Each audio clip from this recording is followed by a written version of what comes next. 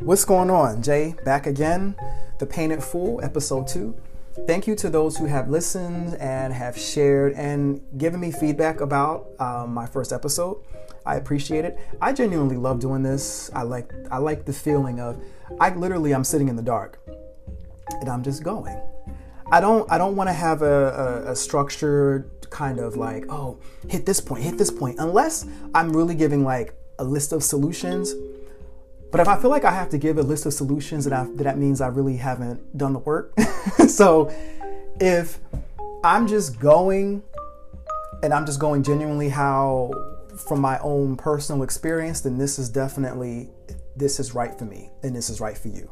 For those this applies to.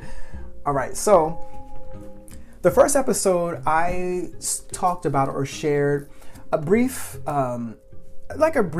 intro of, or just a little quickie on the painting I did, The Fisherman, and how that work pretty much is going to preface this entire podcast, because we are all the time, we're always getting through and going beyond our fears and doing that. So The Fisherman is just a constant process.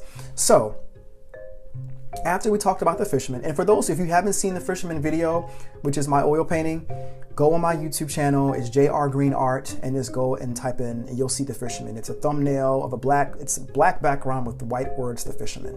It's like 22 minutes. So if you want the full details on that, so you watch that. And anyway, so fast forwarding, I also in that first episode I talked about one of my goals, which was focus.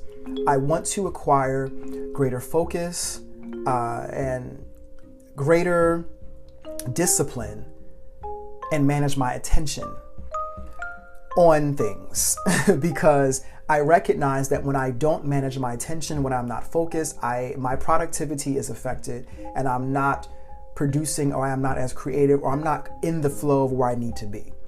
So by reading this book called Fast Focus by Daniel Zaharides. I'm sorry I didn't get the pronunciation down right. So it was on Amazon.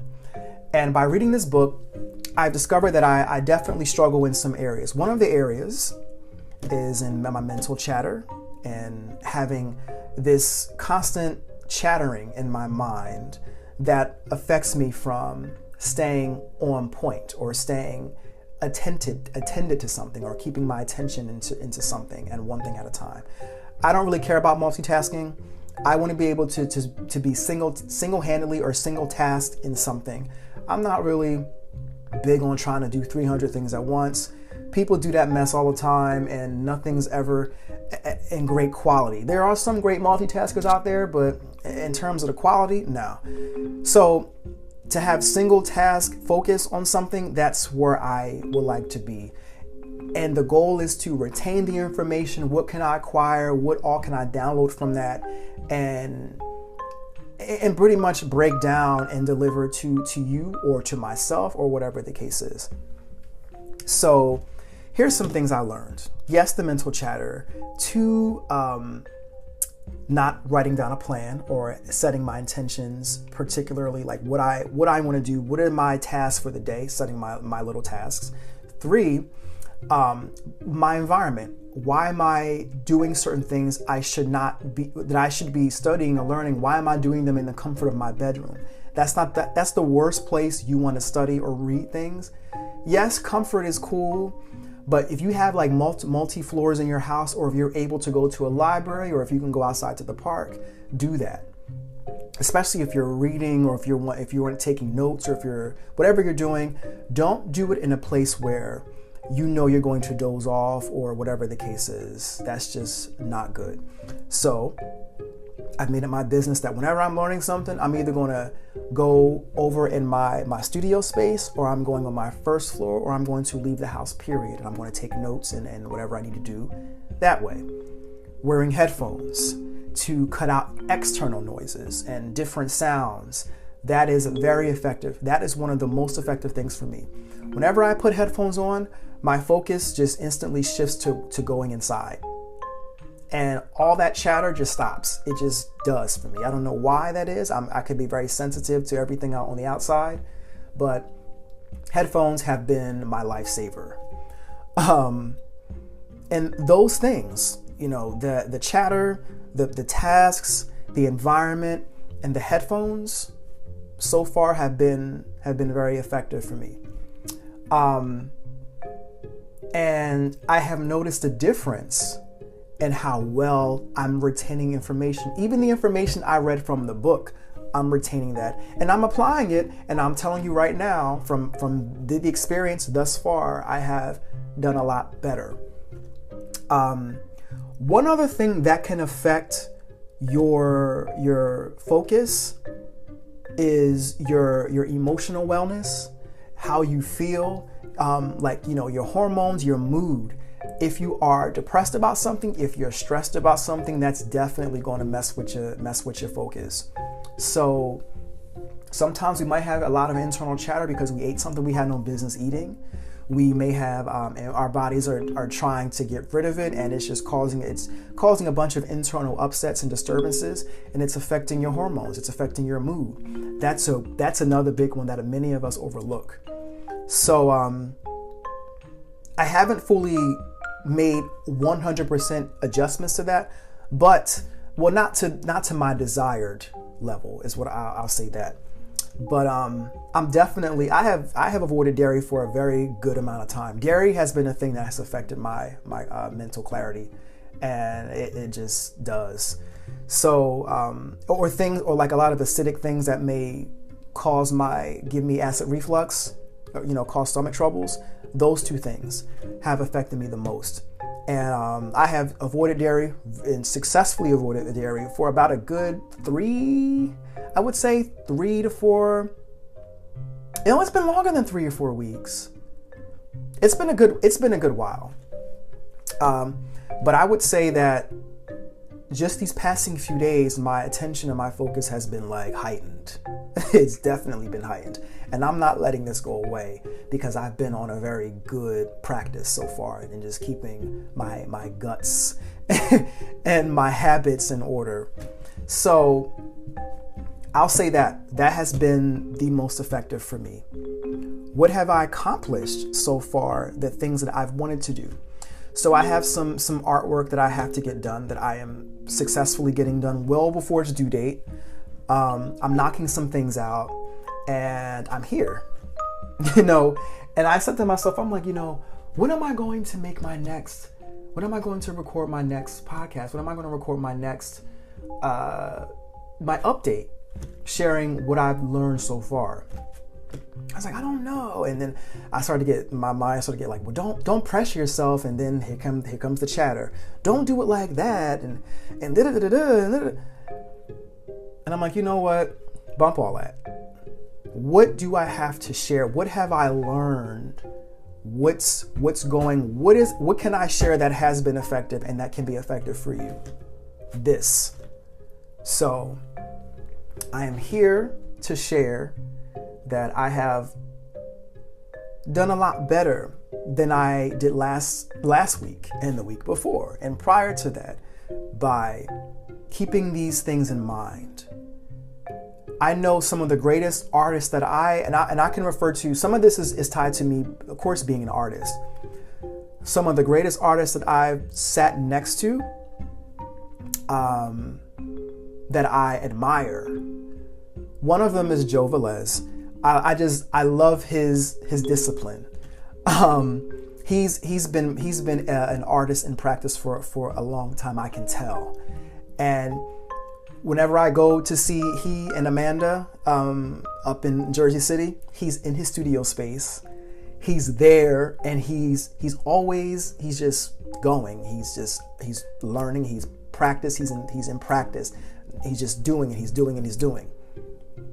And then he might take a break for a moment, but he's back in the studio space and he's doing.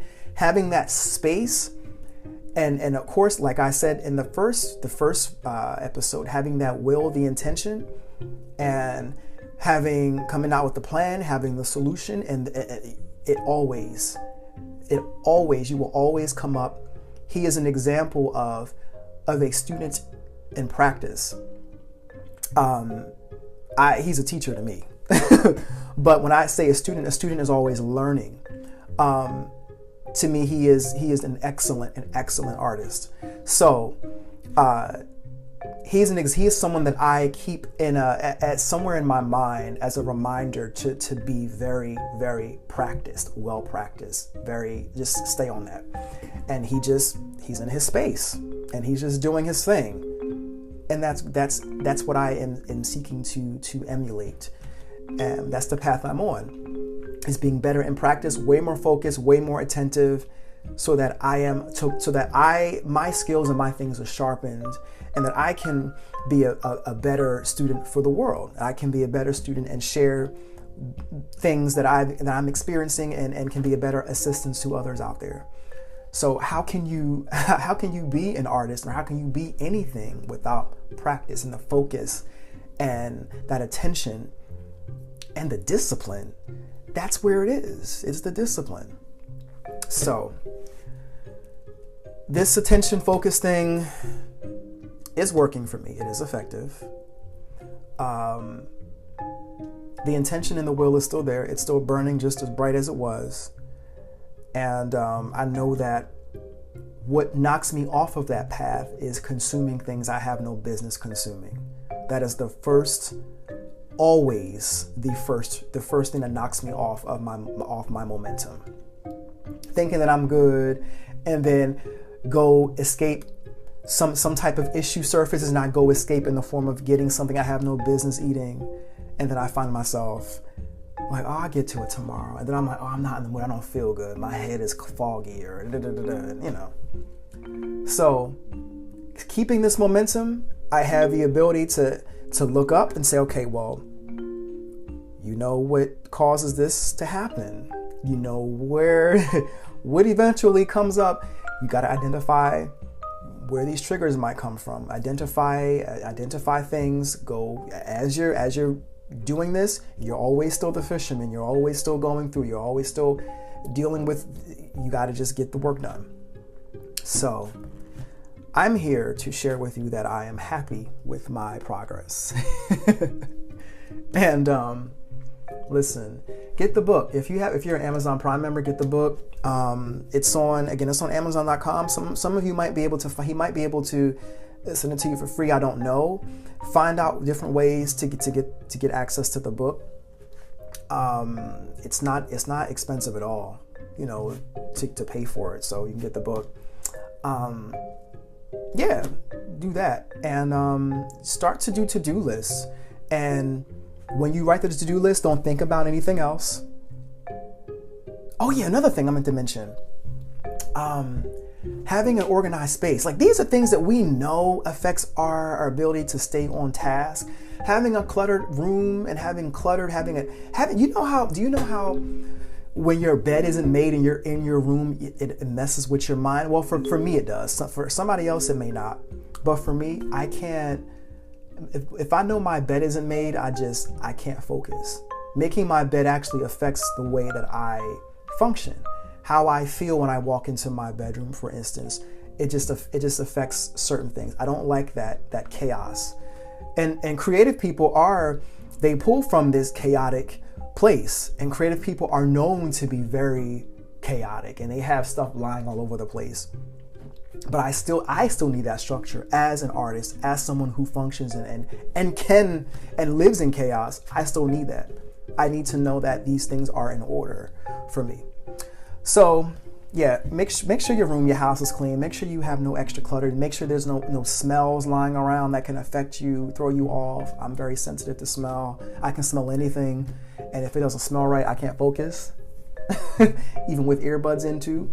You know, I notice my little things that affect how productive that I am. Anyway, so I want to propose a challenge. I want us to share, and I want to create a forum or a space. I have to find another space to create, maybe in the comment section. I don't know. I think the podcasts all over the place have comment sections. Eventually, I'm going to create a pool where we can all talk together, maybe even Twitter. I'll do Twitter for now. The Painted Fool So my Twitter handle is Fool Painted. And my Instagram tag is The Painted Fool. But we're going to do this on Twitter. So Fool Painted is my Twitter handle, and we can talk on Twitter for now.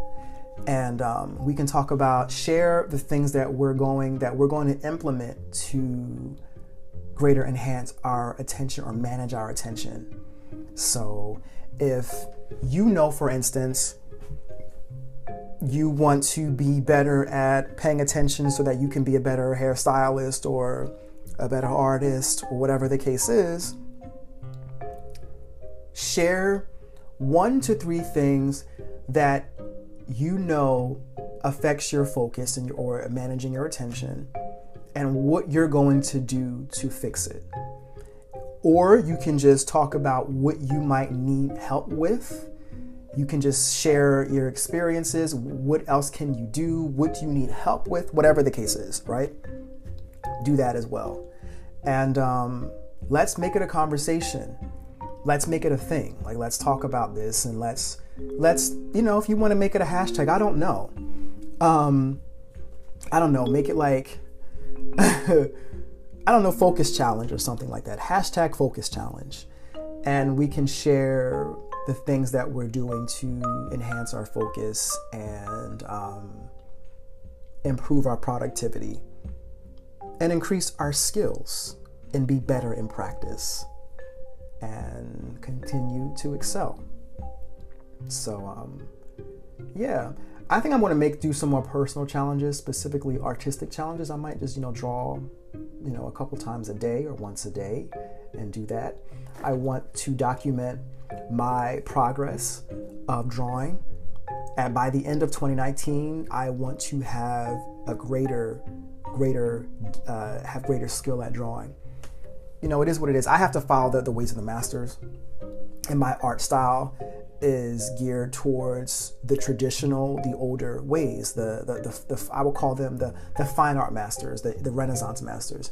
No, my art will not be that way, but for the most part, it will be. If that makes sense, it won't be primarily that way, but I desire to learn everything.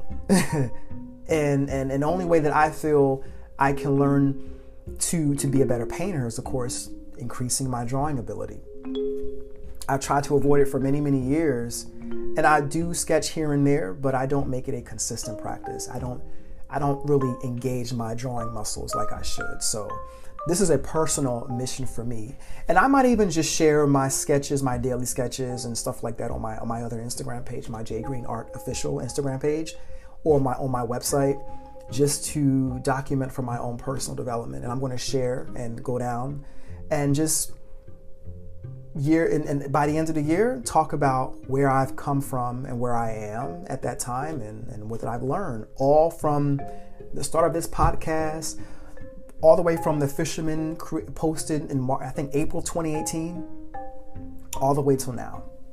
So with all that said, Jay is out, and catch you next time. I don't know what our next topic is going to be. I'm going to let it flow. Peace.